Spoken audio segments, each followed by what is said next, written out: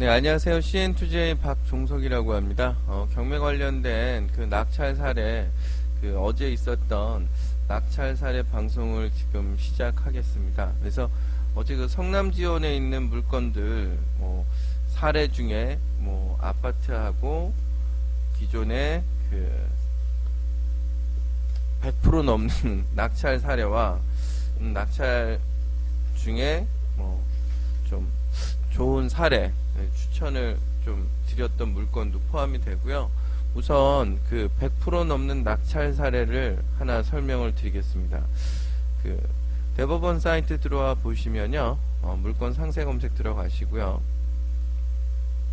성남 지원이고요.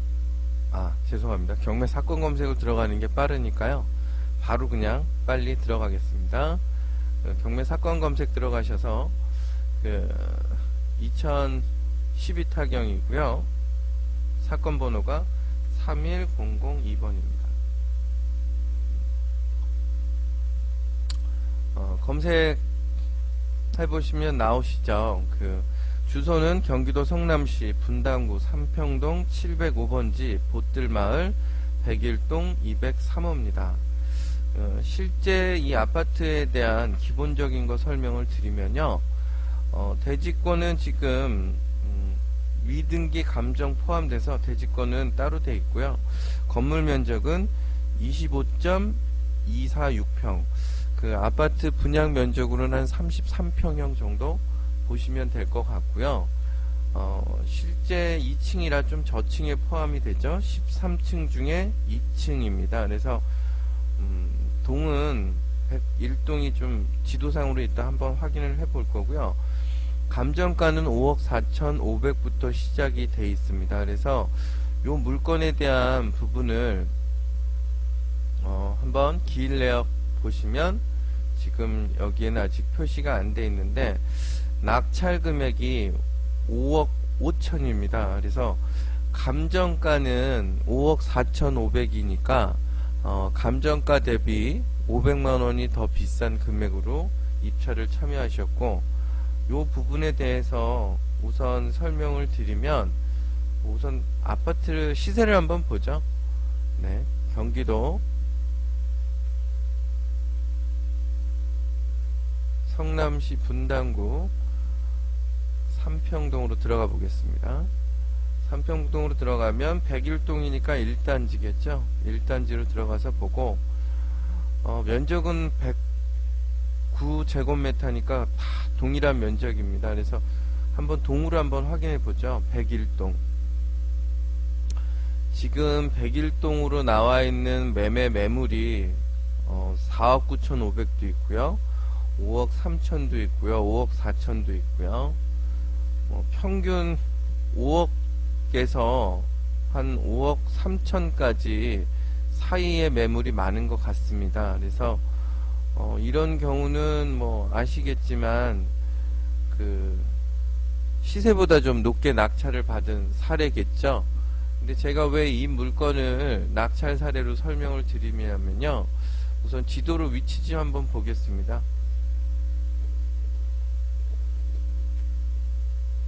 네, 삼평동 나오죠. 그래서 삼평동 확대해서 보시면 101동이면 저 안쪽인 것 같죠?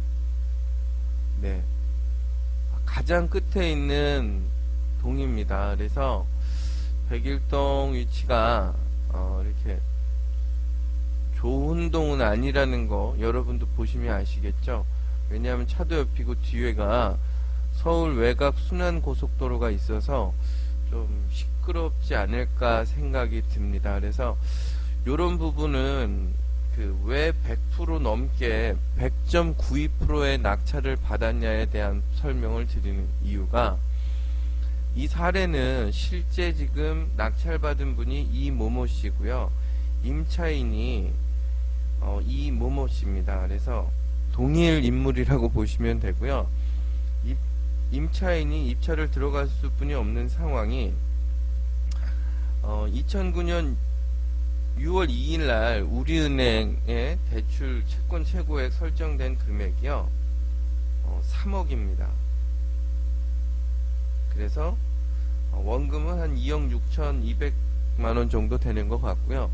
그 다음에 근저당 설정이 또 이모모씨입니다. 그래서 2006년 12월, 그래서 채권 최고액이 3억으로 또 돼 있고요. 이 상황에서 임차인이 낙찰받은 사례이기 때문에 실제 자기가 받을 수 있는 그 전세에 대한 보증금이 1억 7천입니다. 그래서 다 계산해서 비교해 보면 실제 5억 5천의 낙찰을 받을 수뿐이 없는 부분이 자기 보증금에 관련된 부분을 보호받기 위해서 입찰에 참여하신 것 같고요.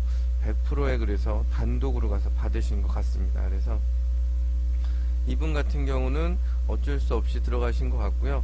구체적인 그 등기부등본에 나와 있는 사항을 좀 꼼꼼히 봐야 할 부분은 있지만, 요런 물건처럼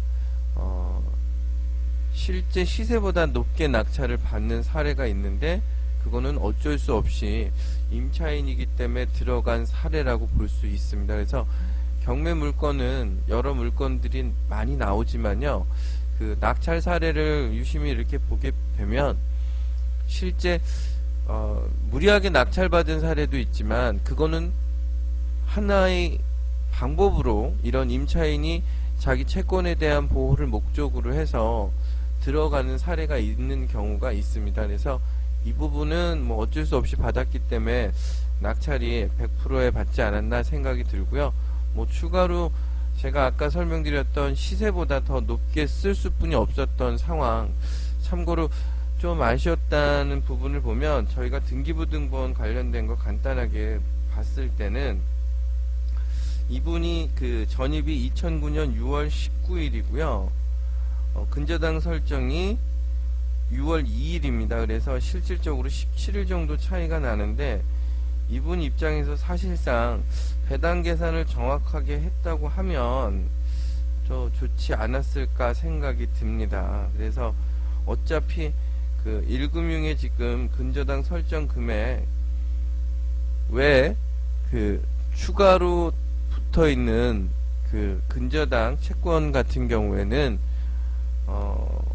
이분이 말소기준 권리 바로 다음에 있기 때문에 배당 계산을 좀 더 잘 하셨으면 저렴하게 더 낙찰을 받으실 수 있지 않을까. 추가 부담이 어느 정도 되는지 정확한 거는 이분이 더 계산을 하셨겠지만, 저희가 기본적으로 등기부등본 사항하고 이 권리분석 사항을 봤을 때는 조금 아쉬운 부분이 있지 않나 생각이 듭니다. 5억 5천까지 안 쓰셔도 되지 않았나 생각이 드는데, 아무튼 뭐 사례는 여러 변수가 많기 때문에요. 이런 사례 낙찰을 100% 이상 받게 되더라도 자세히 꼼꼼히 보면 임차인이 이렇게 들어가서 받을 수 있는 사례가 있다는 거 설명드리기 위해서 방송하는 거고요. 요 물건에 대한 설명은 여기서 좀 마치겠습니다.